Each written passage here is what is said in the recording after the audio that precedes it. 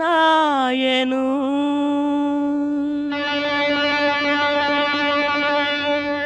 వాసుదేవా, నేనెక్కడికి వెళ్ళలేదు ధ్రువకుమారా. నీవు నన్ను ప్రత్యక్షంగా చూడాలనుకున్నావు కదూ. ఇదిగో చూడు, నేను నీ కన్నుల ముందే నిలిచి ఉన్నాను.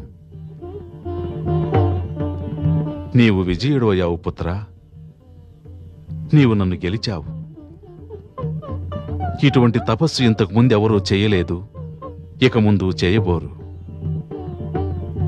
జీవుడు కూడా బ్రహ్మలో ఒక అంశమని నీవు నిరూపించావు. నీ సాధనతో బ్రహ్మను సైతం దిగివచ్చేలా చేశావు. ఈ సృష్టిలోని సర్వశక్తుల కంటే భక్తే గొప్పదని నీవు నిరూపించావు పుత్రా.